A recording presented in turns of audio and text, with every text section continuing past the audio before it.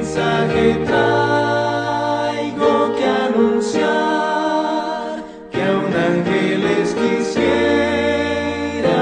dar. Reconciliaos hoy, es la divina voz. Reconciliaos hoy con Dios.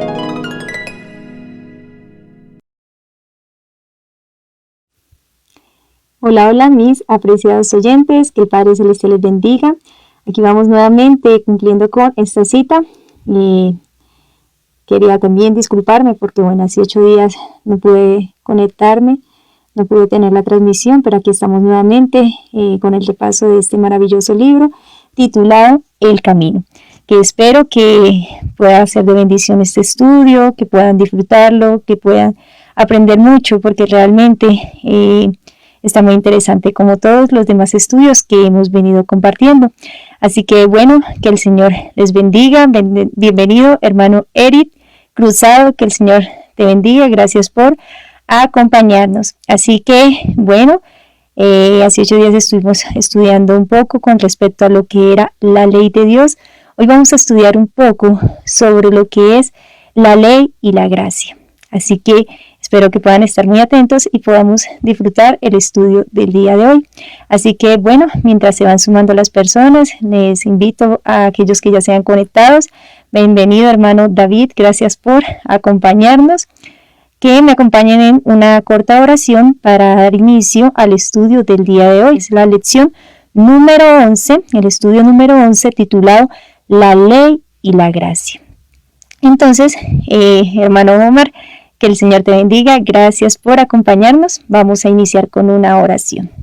Oremos. Amoroso Padre que moras en los cielos, gracias te damos, Padre bueno, porque una vez más nos da la oportunidad de poder aquí abrir las Escrituras, de poder compartir, Padre, de poder estudiar libremente y poder aprender de lo que tú nos has dejado para nuestra salvación. Te rogamos, bendito Dios, que por favor nos acompañe en esta hora, que dirijas tomes control de cada uno de los corazones, aún pasa un carbón encendido por mis labios, y también, Padre Celestial, de los medios de comunicación para que este mensaje pueda llegar a la persona que lo necesita. Te lo pedimos y lo agradecemos en el nombre de Cristo Jesús, así sea, amén y amén. Que el Señor les bendiga. Brando, gracias por acompañarnos, bendiciones para ti también, gracias por estar allí. Así que vamos a dar inicio entonces al mensaje que quiero compartir con ustedes en el día de hoy, titulado La ley y la gracia. Hace 8 días estuvimos estudiando un poco con respecto a lo que era la ley. Vimos un poco ampliamente lo que era cada uno de los mandamientos de Dios. Bienvenido, hermano Luis, gracias por acompañarnos. Hoy vamos a hablar un poco acerca de lo que es la gracia, porque para poder entender el Evangelio necesitamos unir estas dos partes, la ley y la gracia de Dios. Así que la primera pregunta nos dice, ¿cuál es la definición bíblica del pecado? Muchos quizás no tienen un concepto claro de lo que es pecado. Algunos dirán, y les pregunto yo, ¿qué es pecado? Y quizás dirán, el pecado es hacer lo malo. Pero nosotros, ¿cómo hacemos para saber de que algo está mal? Pues las Escrituras nos dan la definición de lo que es pecado. Bienvenido, David. Gracias por acompañarnos. En 1 de Juan, capítulo 3, versículo 4, nos dice las Escrituras: todo aquel que comete pecado infringe también la ley, pues el pecado es infracción de la ley. ¿Cuál ley? Pues aquella ley que estuvimos repasando no era hace 8 días, sino hace 15 días. La ley que estuvimos repasando, los 10 mandamientos de Dios. Este es el pecado, cuando nosotros transgredimos alguno de estos mandamientos. Y la vez pasada estudiábamos de que el pecado o la ley la podíamos quebrantar no solamente por medio de aquellas cosas que el ojo humano puede ver, sino que el pecado se concebía en la mente, de que muy fácilmente nosotros quebrantamos la ley de Dios. La codicia nomás es pecado. El querer, el odiar a otra persona es pecado. O sea, si nosotros nos ponemos a mirar, muy fácilmente quebrantamos la ley de Dios. Y ahorita vamos a ver cuántos han quebrantado esta ley. Así que dice la pregunta número 2, ¿cuántos han pecado? Si la definición de pecado es la infracción de la ley o el quebranto de la ley de Dios, vamos a ver cuántos han quebrantado o hemos quebrantado la ley. ¿Cuántos hemos pecado? Pues bien, en Romanos capítulo 3, versículo 23 nos dice, por cuantos todos pecaron y están destituidos de la gloria de Dios. Bienvenido Juan Ramírez, que el Señor te bendiga, el hermano Alberto Otero, Alejandra Castelblanco y bueno, todos los que se han venido sumando, gracias por acompañarnos. Así es, todos hemos pecado. Ningún hombre puede decir que está limpio de pecado, porque todo aquel que dice que no ha pecado hace a Dios mentiroso, porque Dios ha dicho que todos hemos pecado, todos hemos quebrantado de alguna u otra manera la ley de Dios. Ahora, muchos pueden decir, yo soy bueno porque no le hago daño a nadie, pero la Biblia dice que todos hemos pecado. Cuando sentimos odio hacia una persona, cuando hay orgullo, cuando hay egoísmo, cuando hay envidia, dígame, ¿quién no ha sentido estas cosas en el corazón? Pues eso hace parte de la ley de Dios. Y eso hace parte de lo que es que cuando nosotros sentimos estas cosas en nuestro corazón, hemos pecado. Ahora, la paga, ¿cuál? Dice la tercera pregunta, ¿qué paga nos hemos ganado por nuestros pecados? Todo lo que nosotros hagamos en esta tierra tiene una recompensa, ¿cierto? Sea bueno o sea malo. Cuando nosotros somos niños, nuestros padres muchas veces nos hablan de acuerdo a ello. Si nosotros hacemos las cosas bien, vamos a ser quizás recompensados. Si nosotros hacemos las cosas mal, vamos a ser castigados. Pues bien, el pecado también tiene una paga. Y en Romanos capítulo 6, versículo 23, nos dice la palabra del Señor, porque la paga del pecado es muerte, mas la dádiva de Dios es vida eterna en Cristo Jesús, Señor nuestro. ¿Cuál es la paga del pecado? La muerte. Y como dice la palabra de Dios, que todos hemos pecado, entonces todos hemos de gustar la muerte.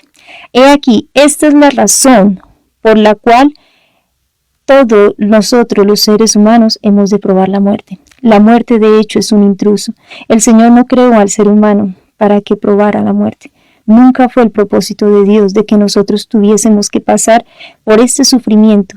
Pero desafortunadamente, por causa del pecado, es que hoy en día el hombre tiene que experimentar la muerte. Sin embargo, hay esperanza, mis apreciados oyentes. Hay esperanza porque el Señor nos ha prometido una solución para este grave problema que es el pecado.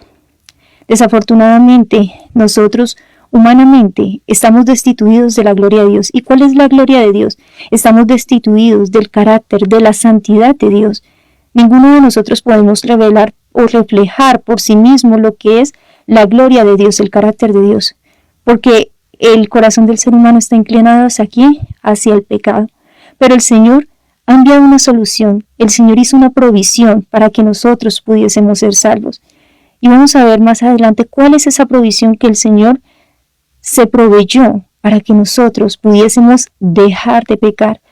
Porque ahorita vamos a ver de que el propósito de Dios no es salvarnos con nuestros pecados. No es que venga, yo voy a darle esta provisión para que ustedes sigan pecando. Voy a darles esta provisión para que sigan haciendo lo que ustedes quieren. No, el propósito de Dios es darnos vida eterna. Pero esa vida eterna tiene que ser en santidad, porque la palabra de Dios también dice que sin santidad nadie verá a Dios. Y la cuarta pregunta nos dice, entonces, ¿cómo salva Dios a los pecadores? Interesante pregunta, ¿cierto? Necesitamos saber cómo salva el Señor a los pecadores, porque el pecado ha traído consigo muerte. Pero el Señor nos ha dado una solución, un remedio, un redentor.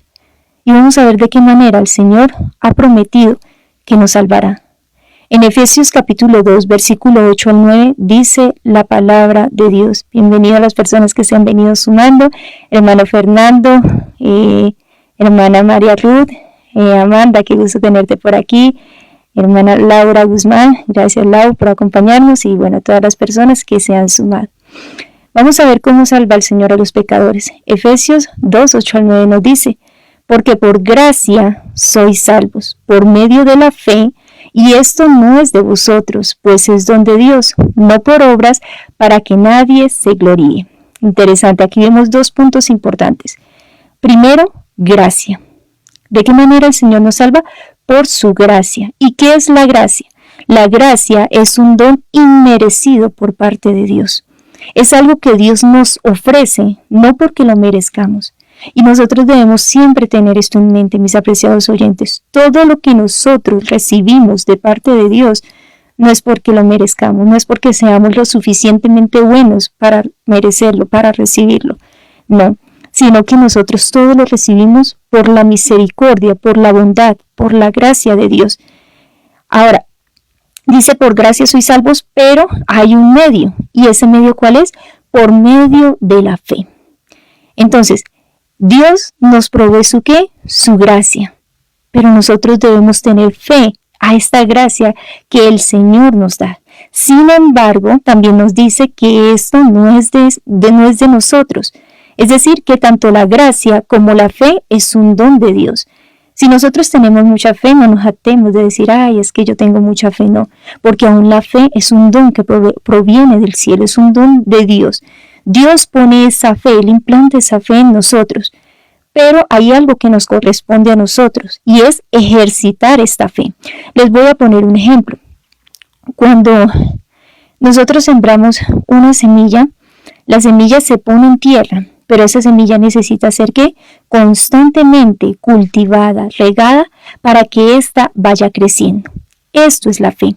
Por eso el Salvador decía que si nosotros tuviésemos fe como un grano de mostaza, podríamos hacer grandes cosas. Imagínense cuán limitada es la fe de nosotros, cuando ni siquiera podemos mover un monte de un lado para otro. Pero realmente la fe, ¿qué es la fe? La definición de la fe, dice la palabra de Dios que la fe es la certeza de lo que se espera y la convicción de lo que no se ve. No es fe aquello que vemos, fe es la certeza de aquello que no podemos ver, es confiar en la palabra de Dios. También dice la palabra, las escrituras, que la fe es por el oír y el oír la palabra de Dios. Ahora, vamos a ver cuál es el verdadero significado de lo que es la fe, porque hoy en día se tiene un concepto muy errado, muy limitado de lo que es verdaderamente fe.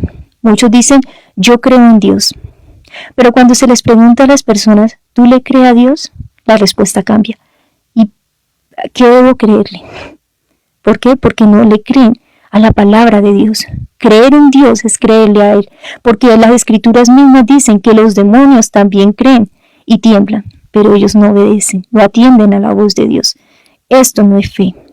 La verdadera fe tiene fruto, y el fruto de esa fe nos lleva a obedecer. Entonces vemos de que la fe también es un ¿qué? Un don de Dios. Ahora, algo interesante es que dice que no es por obras. La salvación no es por obras, para que nadie se gloríe. Sin embargo, ahorita vamos a ver que necesitamos tener un equilibrio para poder entender la fe y las obras, cómo estas van de la mano, pero entender que no son las obras las que nos salvan a nosotros, porque de hecho nosotros no somos salvados por nuestras obras. Sin embargo, sí vamos a ser juzgados por nuestras obras, porque las escrituras también dicen, y eso creo que lo estudiamos en estudios anteriores, de que las escrituras dicen que el Señor traerá toda obra a juicio, juntamente con toda cosa encubierta, sea esta buena o sea esta mala. Es decir, que las obras, aunque no nos van a recomendar delante de Dios, es decir, hablando de las buenas obras, las malas obras sí nos van a condenar delante de Dios. ¿Pero por qué? Vamos a ver cómo podemos armonizar estas dos cosas. Según Pablo, el apóstol Pablo, ¿qué efecto causa nuestra fe en Cristo? Porque eso es importante. ¿En quién debemos tener fe? La vez pasada también estudiábamos de que el Señor había hecho una provisión, y la provisión era de que Él, por amor al pecador, había enviado a su amado Hijo, a su unigénito, aquel que salió de su seno, para que nosotros pudiésemos ser salvos. Ahora, si nosotros creemos en esta provisión que el Señor ha hecho, ¿vamos a qué? Vamos a poder alcanzar la salvación. Pero vamos a ver qué efecto causa nuestra fe en Cristo a la ley de Dios. ¿Sí? Si nosotros verdaderamente creemos en Cristo Jesús, ¿qué es lo que esta fe debe producir en nosotros? En Romanos capítulo 3, versículo 31 nos dice: luego por la fe invalidamos la ley en ninguna manera, sino que antes confirmamos la ley. ¿Quiere decir que si yo tengo fe, tengo que dejar la ley de Dios a un lado? ¿Quiere decir que si yo tengo fe y ahorita la salvación es por gracia, entonces yo no tengo que reconocer los mandamientos de Dios porque Dios ya me salva independientemente de mis pecados? Independientemente si yo obedezco o no obedezco, ¿qué importa lo que yo haga? Claramente no. Dice las Escrituras, por la fe invalidamos la ley en ninguna manera, sino que por el contrario, la fe nos lleva a confirmar la ley de Dios. Y es que las condiciones de Dios para con nosotros son las mismas en todas las edades, una obediencia perfecta a su ley. ¿En dónde radica la diferencia? La diferencia está en que una cosa es cuando nosotros queremos obedecer esta ley por nuestras propias fuerzas. ¿Y saben qué dicen las Escrituras? Que nuestras justicias son como trapos de inmundicia. Es decir, de que nuestras justicias están contaminadas de pecado. Les voy a poner un ejemplo. Un corazón egoísta puede realizar actos bondadosos. Ejemplo, ¿cuántas personas no dan para ser alabadas por las demás? ¿Cuántas personas no proveen, no le dan a otra persona solamente con el único propósito de ganar la salvación, pero no hay amor en su corazón? No hay realmente un deseo de querer beneficiar a la otra persona. ¿Cuántas personas hacen actos de bondad para ser vistas por los demás? Es que el Señor juzga no solamente lo que el ojo ve, el Señor juzga los motivos y las intenciones del corazón.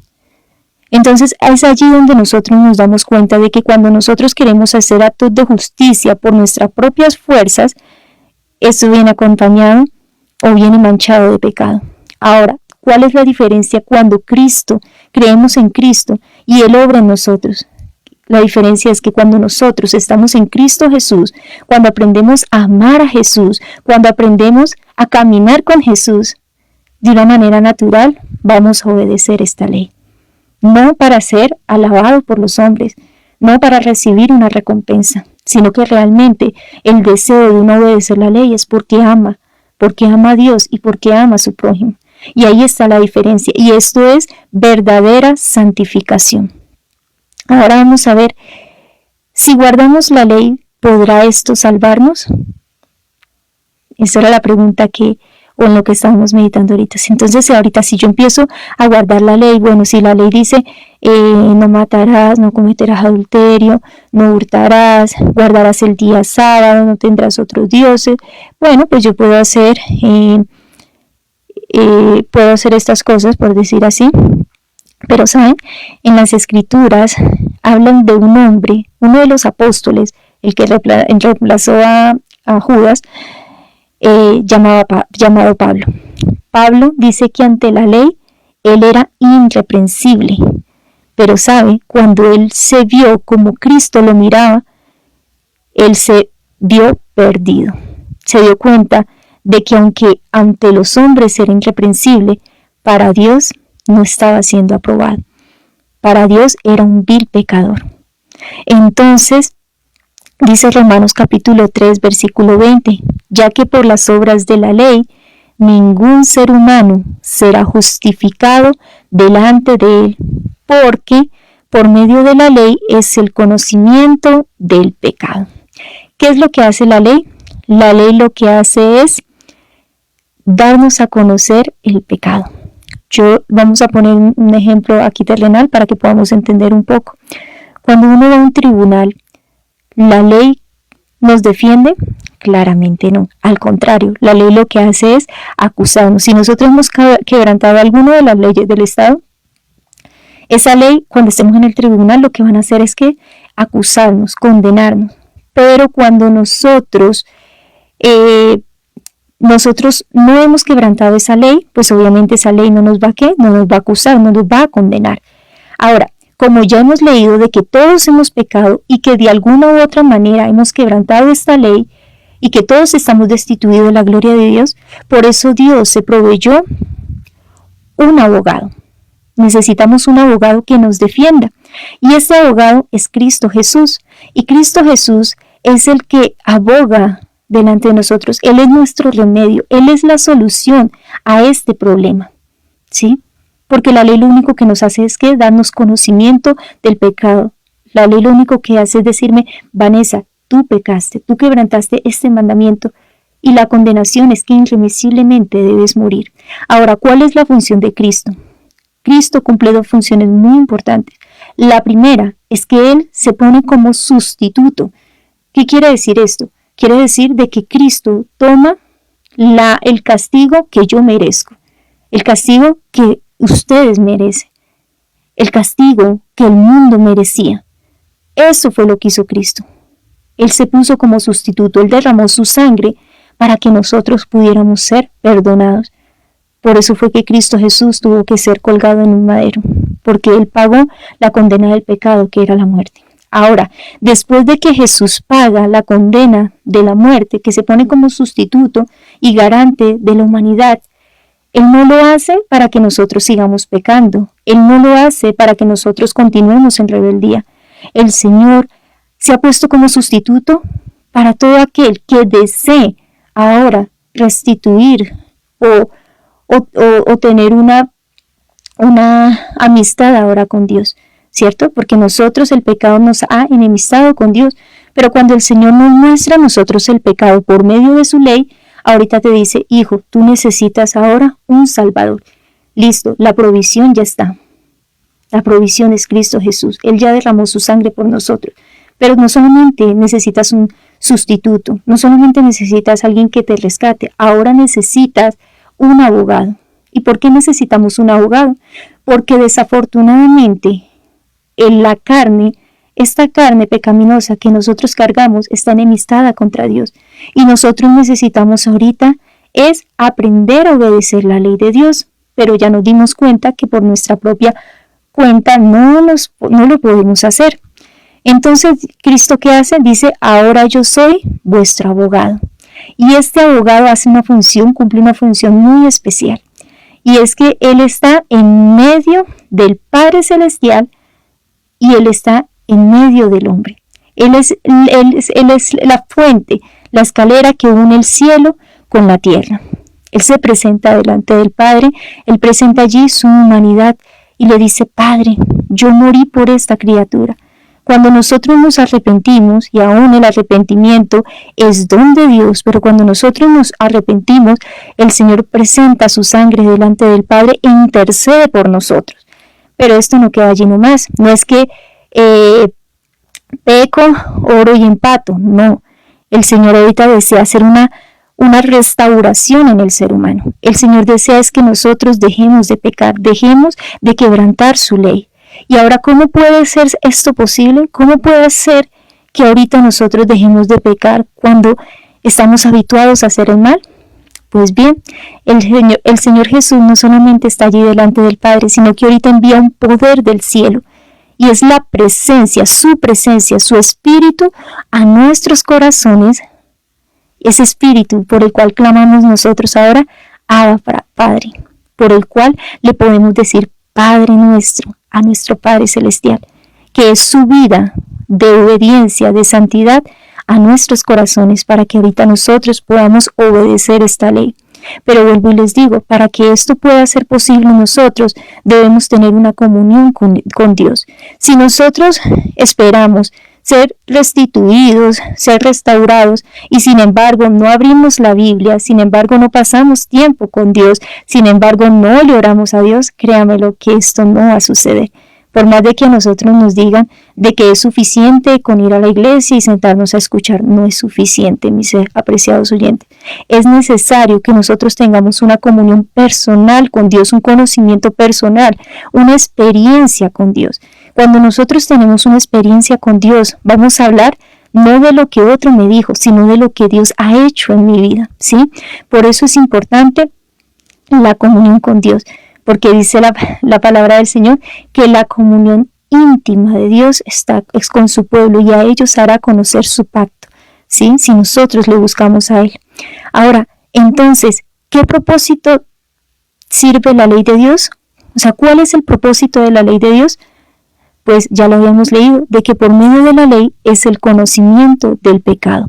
La ley no me puede salvar, pero la ley me puede mostrar el pecado, y cuando yo conozco mi pecado, cuando reconozco mi condición, esta ley me va a conducir a aquel que me puede salvar, ¿sí? Entonces, de cierta manera, la ley es un conducto, es algo que nos lleva o nos conduce hacia nuestro Salvador, nuestro Redentor. Ahora, si la ley de Dios solo nos enseña el pecado, ¿cómo es que podemos ser lavados y salvados de nuestros pecados? Bueno, ya ahorita les hablaba un poco de qué manera lo podía hacer. Y es por medio de la dádiva del Padre, que es su amado Hijo. En 1 de Juan capítulo 1, versículo 7 nos dice: pero si andamos en luz, ¿y qué es andar en luz? Andar en luz es andar en obediencia. Porque, ¿cuál es la diferencia de la luz? La diferencia de la luz son las tinieblas. ¿Y qué pasa cuando nosotros estamos andando en un lugar oscuro? Pues ciertamente vamos a tropezar. Y si tropezamos, esto nos va a llevar ¿a qué? A caernos, a nuestra caída. Pero si nosotros andamos en luz, vamos a ver claramente.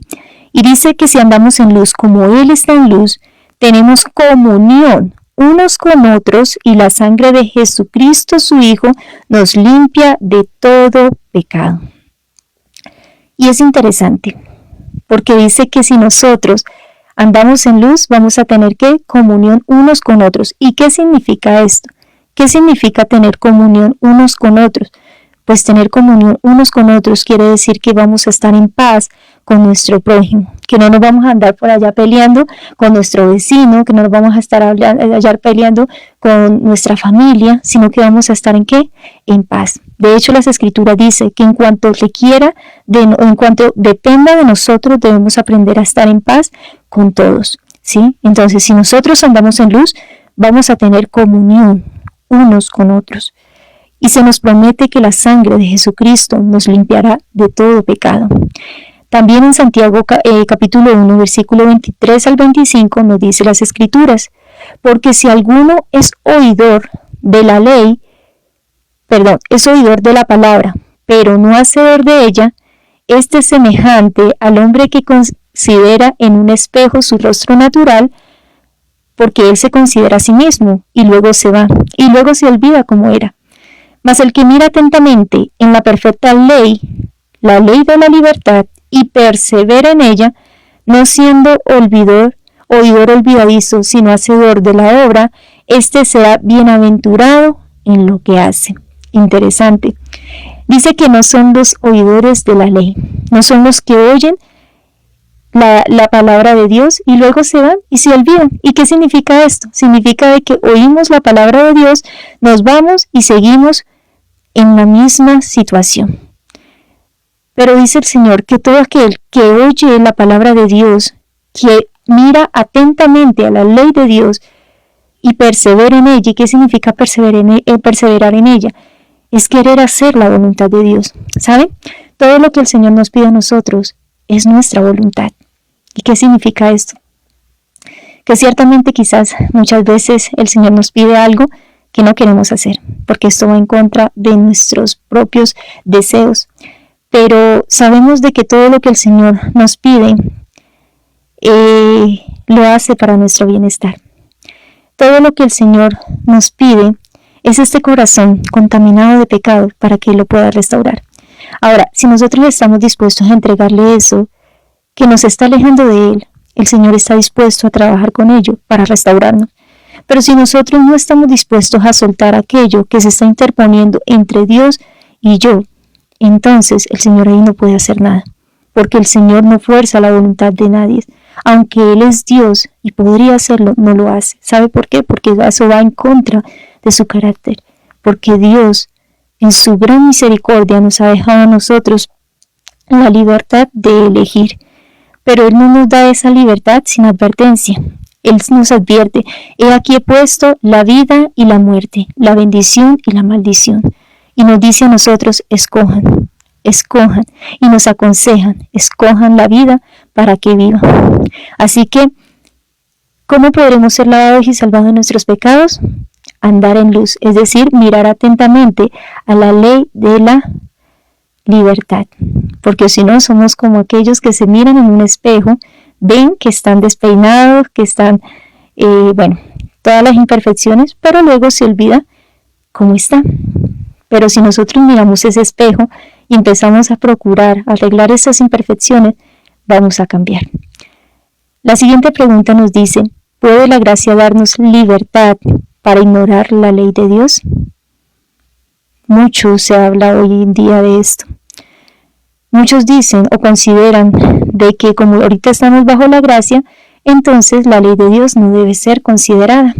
Y es más, muchos consideran algunos puntos de la ley. Es decir, obviamente, si uno dice, bueno, si la ley no está vigente, ¿puedo matar? No, claramente no podemos matar. Bueno, si la ley no está vigente, entonces ¿puedo robar? No, claramente no puedo robar. Si la ley no está vigente, entonces ¿puedo quebrantar el sábado? Sí, claro, porque es que eso era para los judíos.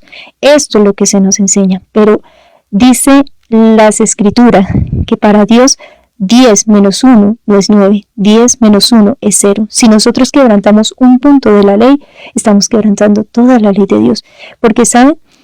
Toda la ley, desde el primer mandamiento hasta el 10º mandamiento, toda la ley es necesaria para la santificación del ser humano, ¿sí? El Señor no da un mandamiento porque sí, por capricho, no, el Señor lo da con un propósito especial. Y por eso, si nosotros quebrantamos un punto de la ley, indiscutiblemente vamos a quebrantar otro mandamiento, ¿sí? Ahora vamos a ver qué nos dice Romanos capítulo 6, versículo 1 al 2 y 14 al 15. ¿Qué pues diremos? ¿Perseveraremos en el pecado para que la gracia abunde? Dice Pablo. Bueno, o sea que si ya estamos en la gracia, viviendo en la gracia, podemos seguir pecando porque igual Dios ya hizo la provisión. En ninguna manera, dice las Escrituras, no podemos hacerlo. Porque yo les pregunto algo, ¿cómo se sentirían ustedes si ustedes les regalaran algo a alguien que ama? Les regalaran lo más precioso que ustedes tienen, lo que más tiene valor para ustedes, y ustedes lo regalaran, y usted viera que esa persona a la que usted le regaló esto, que tanto valor tenía para usted, no le da el valor necesario, y deja esta dádiva por allá, abandonada y botada. ¿Cómo nos sentiríamos nosotros? ¿Será que verdaderamente esta persona vale la pena entregarle esto? Claramente no, ¿sí? Esto es lo que ocurre con la gracia. Cuando nosotros decimos de que la gracia nos permite continuar en el pecado, es como si nosotros estuviésemos menospreciando la dádiva que el Señor nos ha dado. Es como si nosotros estuviéramos poniendo a un lado el regalo, el don que el Señor nos dio. En este caso es la sangre de su amado Hijo, ¿sí? Dice, porque los que hemos muerto al pecado, ¿cómo viviremos aún en él? Porque el pecado no se enseñoreará de vosotros, pues no estáis bajo la ley, sino bajo la gracia, que pues, ¿pecaremos porque no estamos bajo la ley, sino bajo la gracia? En ninguna manera. El Señor no quiere que nosotros continuemos en el pecado. El Señor desea santificarnos. El Señor desea que nosotros dejemos de pecar. Ahora, vamos a ver de que realmente esto no es ni siquiera una exigencia de Dios. Si no saben, esto es una promesa de Dios.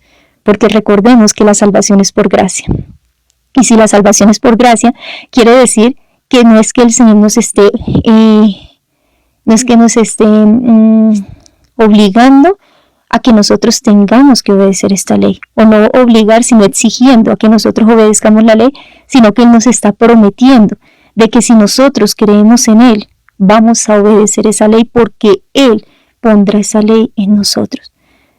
Y dice el punto número 10, ¿qué nos ha prometido nuestro Padre Celestial en cuanto a su ley? Pues vamos a ver cuál es la promesa que Dios nos hace. En Hebreos capítulo 8, versículo 10, nos dice la palabra, por lo cual este es el pacto que haré con la casa de Israel después de aquellos días, dice el Señor. Pondré mis leyes en la mente de ellos y sobre su corazón las escribiré. Y seré a ellos por Dios y ellos me serán a mí por pueblo. Esto es una promesa. El Señor lo que desea es que nosotros amemos su ley. Si nosotros amamos la ley de Dios, ¿y qué es amar la ley de Dios?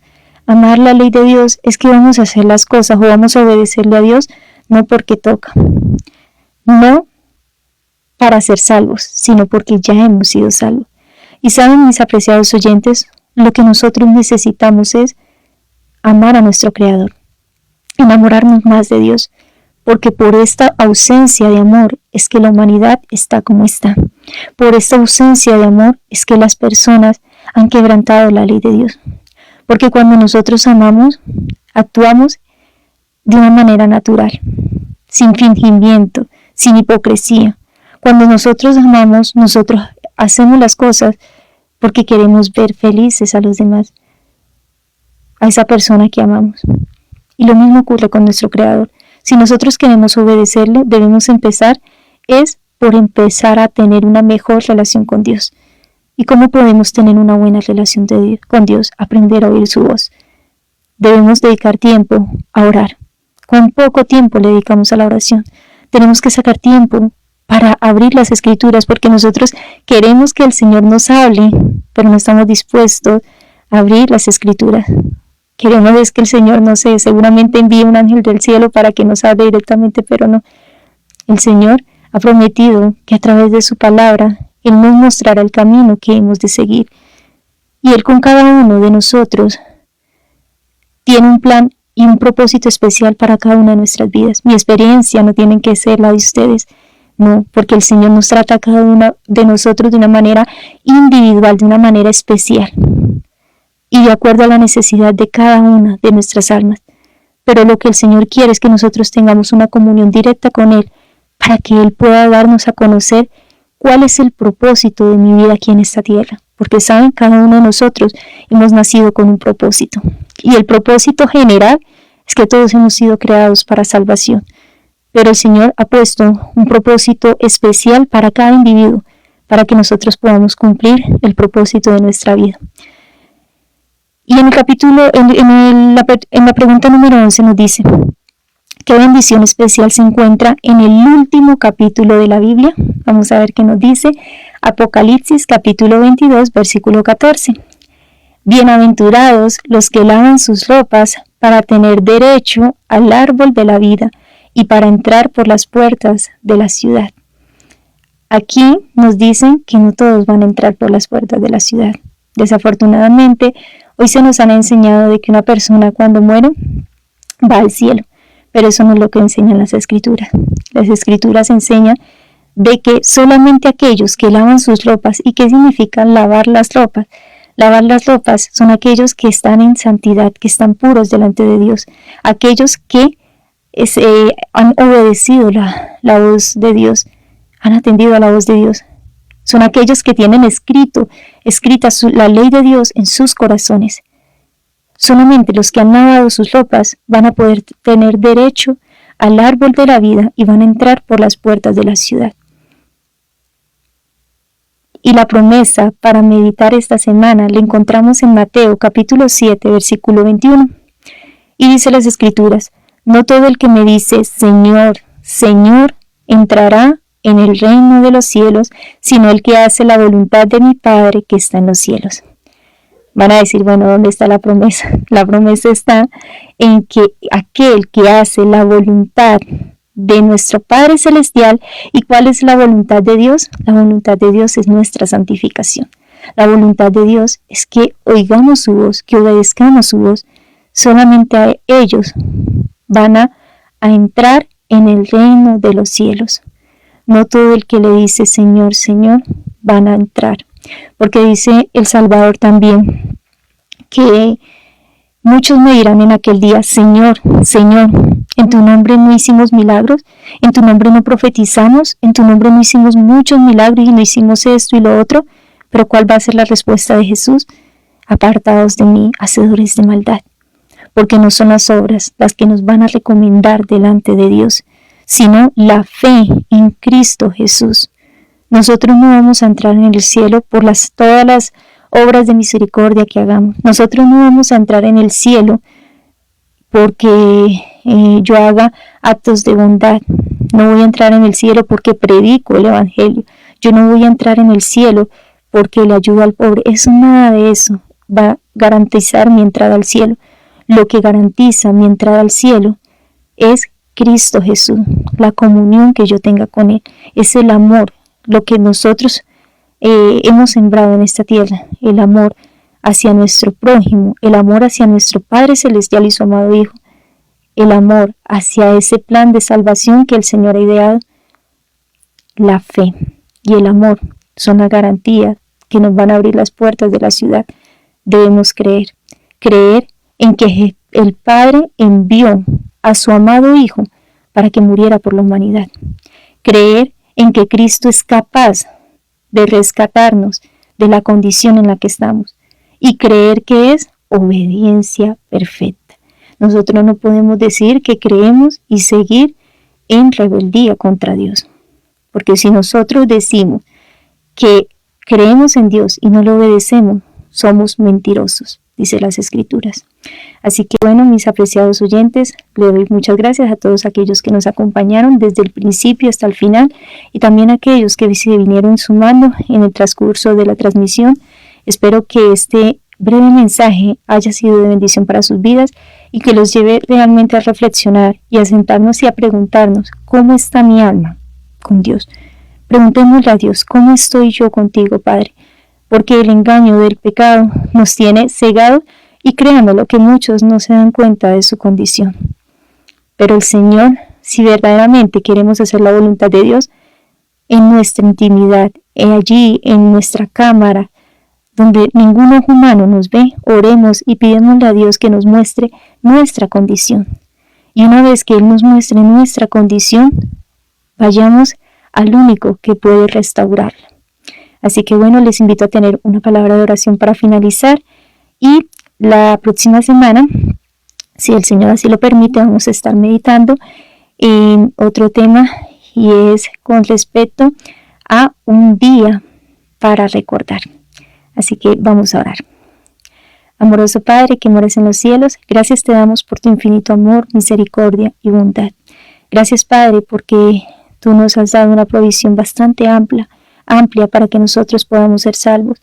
Gracias por tu ley, Padre, porque ella es buena, justa, santa y permite, Padre Celestial, que esta ley pueda ser implantada en nuestros corazones. Gracias te damos, Padre, porque eres bueno y te rogamos, mi Señor, para que sigas tú obrando en cada una de nuestras vidas. Bendice a cada una de las personas que han escuchado este mensaje y también a aquellos que lo han de escuchar después. Te lo pedimos en el nombre de Cristo Jesús, así sea. Amén y amén. Bueno, mis apreciados oyentes, que el Señor les bendiga, que tengan un bonito resto de semana y nos veremos en la próxima transmisión, si así el Señor lo permite. Chao, chao. Mensaje